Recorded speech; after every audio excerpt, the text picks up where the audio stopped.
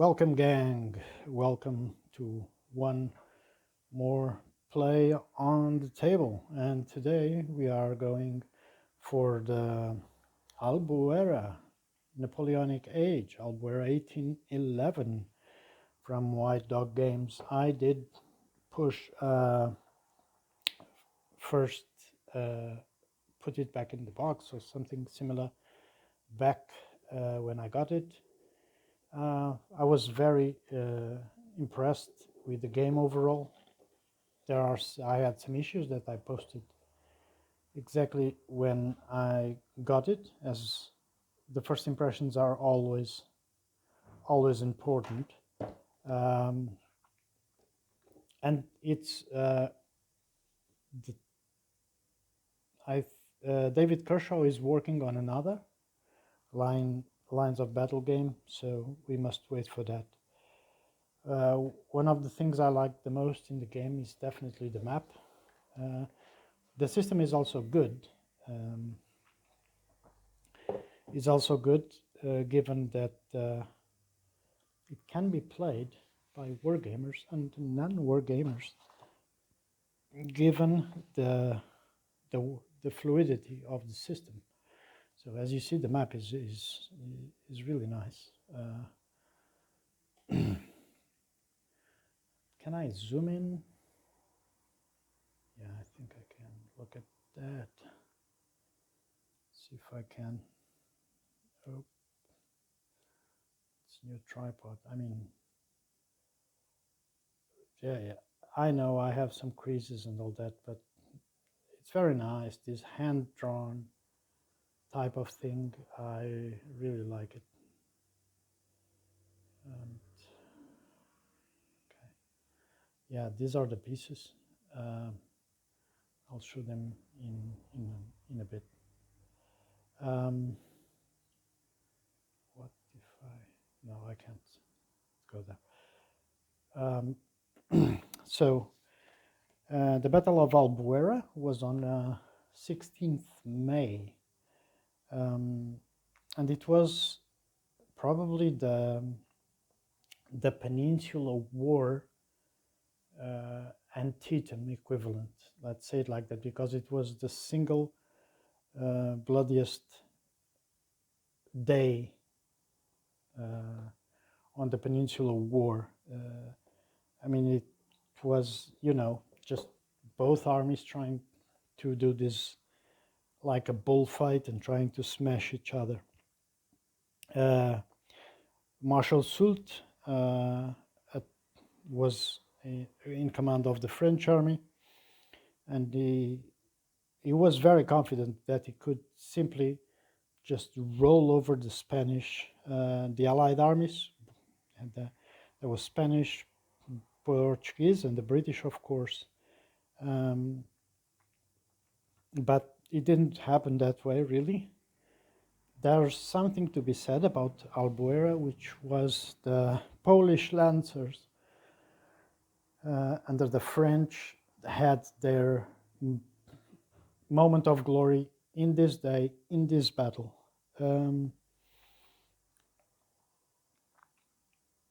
The Allies did held firm, so you can almost see Waterloo happening in here. And I found a screw which was in the map, and I have absolutely no clue where it came from. So if I start talking nonsense, it means I lost the screw. Where the hell does this come from? Okay, I'm gonna put it there. So there you have it. We also have some I really like when a game uses a proper uses a painting done by some artist. I can't read his name. Cover by Michael Kennedy. Aha. It's really beautiful, and it was also produced by Michael Kennedy. Map and counter art by Ilya Kudryashov. All right, David Kershaw has the Solitaire Caesar, the Reconquista, Vietnam Solitaire, and the Confederate Rebellion games, probably all also in White Dog Games. Now, there's several types of counters. I will grab one Portuguese, I'll grab one Spanish, we'll grab another British, and there, let me get the French one just to show differences. And all these are okay. I'll grab another French. Okay, so this is regarding the units, all the 4 types of counters that you can find in the game. So the white being the Portuguese, as you see, what really matters just for gaming purposes is the number. But as you can see, it has the symbols of kind of very miniaturized formation type of the battalions and skirmishes in front, and then the name of the brigade and the commander. Okay, this is infantry. This is light cavalry, usually dragoons or chasseurs, and they are symbolized by these 3 squadrons in an echelon and slightly slanted to one of the sides. And the yellow are Spanish. You can see the flag on the corner. It says LC and there's a factor of 1. This is British heavy cavalry. It shows the squadrons are in a straight line. You also see the name of the commander. It's the CV. Then we have a unique unit for the French, which you can see exactly there, the Vistula. Oops. There you go. Okay, and the Lancers have this echelon, but they are straight to the front. So they are unique to the French. And then I'm going to put the counters here. All the commanders are this tiny thing, and this one is Sult. Yeah.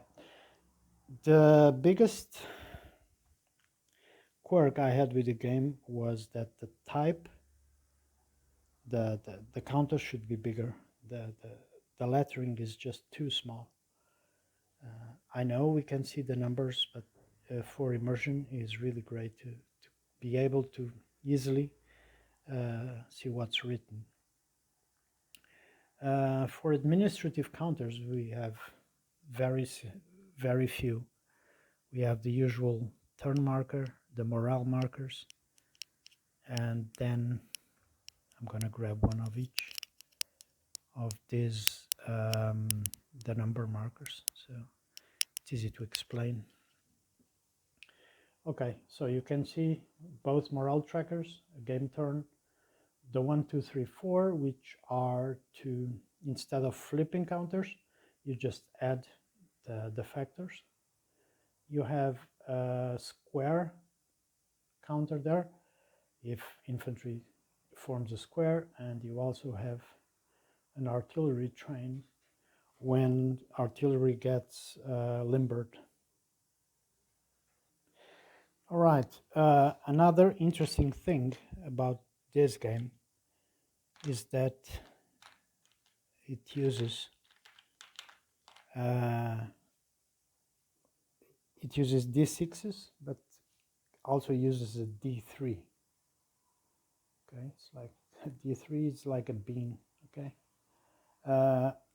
this is the Black Seas, a miniature naval war game dice that brings a D3, but you can also use a D6. Okay, so that's a curiosity of the game. There's a lot of the setups, how the terrain works, the scenarios, but we are going to play an entire battle. There's a perfect example for combat, and there's there's the fun part, which I also mentioned in the other video, which is the quick start guide for experienced war gamers, and it's on spot. Obviously, we have some history notes, and I always like the design note. It's only a page, but and how the setup is done, how the command system works, but all the rules are well put in the rule book. Then we have all the how many morale points we have, and the entire order of battle. Okay, then we can play scenarios, but we are going to play the entire battle. Okay, so we have the day 2 scenario and all that, but we are going to play the entire battle. As you notice, the map is zones. Okay, has zones, and some zones have these borders. Okay, so zones work like this. They can just, so before we start playing the game, it becomes easier. Any zone can have any number of units. Okay, can stack how many we want. It has, there will be problems if you stack too many units, but no problem. You can stack as many as you want, right? But we want only some 2 infantry brigades and support of cavalry, and also some artillery support. Okay, this is the zone. Now the borders can only be occupied by infantry. So technically we can have infantry doing nothing and formed up as an attack column, and we still have infantry posted covering one of the approaches. Cavalry and artillery can never be in the approaches. Okay, so that's how the zones simply work. Attacks, obviously, and let's take 2 British units and 2 French units. If you notice, there's no approach zone between the town of Albuera and any of the adjacent zones. That's because it is a special zone, same as the forest here, same as the forest there, same as crossing the river. Okay, so the attacks, let's say the French have a brigade, right? Doesn't mean whatever if it's turned, it doesn't matter. What matters is what is in the borders. So let's say the British want to charge the French. If the French were just occupying the zone, the British could go and occupy the border. And then the French, if they want to expel the British, will have to attack that unit. Okay. The same, like the French would be occupying, if the British want to attack, they will have to fight. But if both are like that, they can attack an entire zone. So there's always this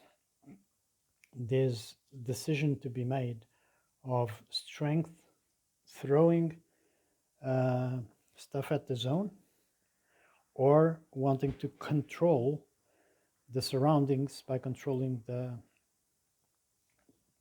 edges, the zone approaches. It's called approaches in this game.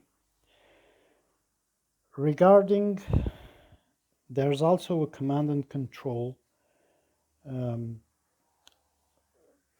command and control with the leaders. They serve to rally troops. They serve to regarding the command points. Yeah, because command points kind of simulate the aide-de-camp that the generals sent to the several units. Now, by looking at the sheer number, and immediately one sees that what kind of situations might arise from the amount of commands that you have. Okay, for the French we have 7 commanders, right? We have 4 for the British, 2 for the Spanish, and 1 for the Portuguese. It's also 7, right? So, but the flexibility can be, the Allied troop can be less flexible than the French regarding, they are the same army, but they can be unreleased troops on some situations where the commander does not release them, like the Portuguese, for example. And they start fixed.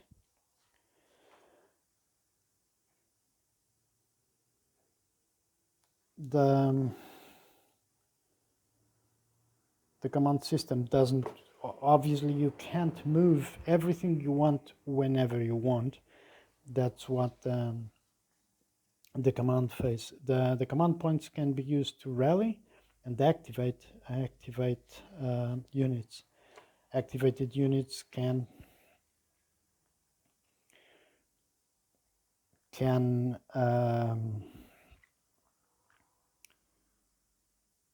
combat, artillery can fire or get limbered, they can move, they can change formation to a square. Cavalry has 4 movement points, infantry has 3, the limbered artillery has 3, of course. There's also groups. Troops can form groups. Now, what I wanted to focus was really the leader. Exactly. Okay. The leaders are optional. Of course, it's optional rules. There's 2 optional rules, which is leaders and special artillery, which becomes the horse artillery and heavy. Now, how it's the same amount of guns, so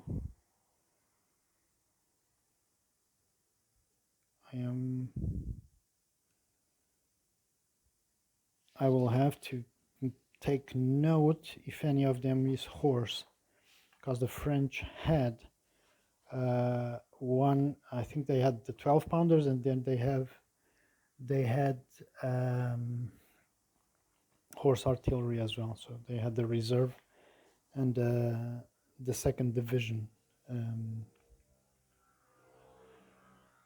guns as well. So the leaders, okay, they are used as a focal point where command points are spent. Leaders will usually only be able to use command points on certain units, which may or not be all the units in an area. In the command phase, command points can only be spent to activate units in an area which contains a leader, instead of all the units in the area being activated. Instead of all the units in the area being activated, only the leader and some units only the leader and those units the leader is allowed to command are activated. Okay, leader movements are restricted as follows. Leader may not enter an enemy occupied area. A leader always uses the lowest terrain penalty when moving. Okay, there's a little, obviously if you use this optional rule, there's a leader loss rule.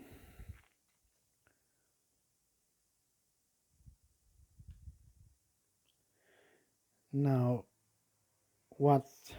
okay, so maybe what this does is that we did play the game, but not with the commanders. But now that let's say, for example, we have everyone in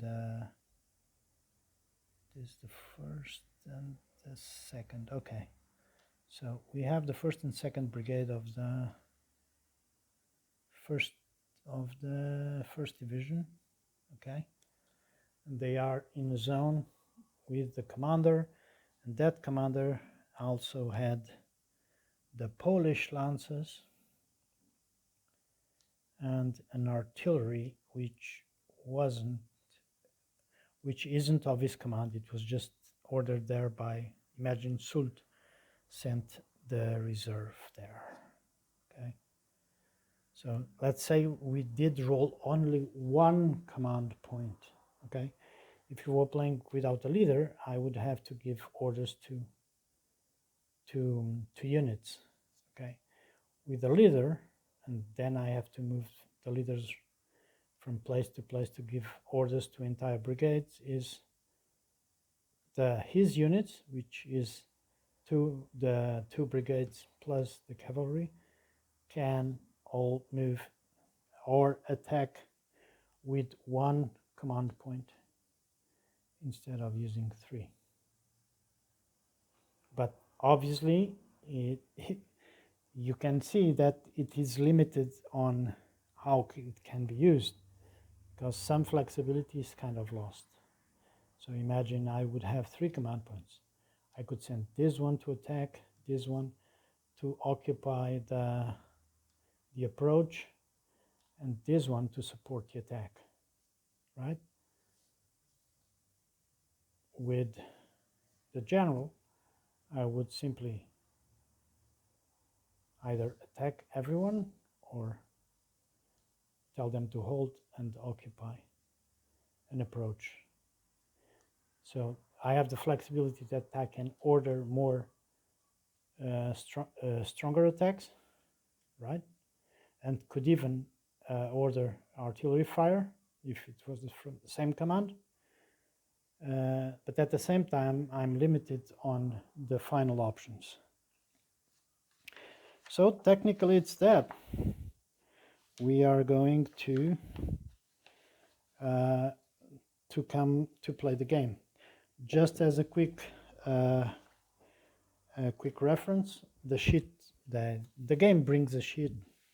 It's nothing too fancy, like this shiny paper and all that, but there's a good reference card about all the turn orders.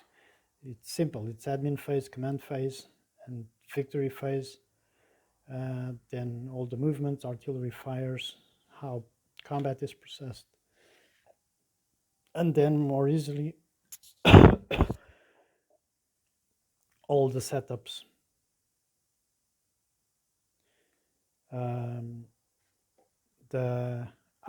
The command points. So we have the first and the second and the third and onwards. So at the beginning, the French have way more command points.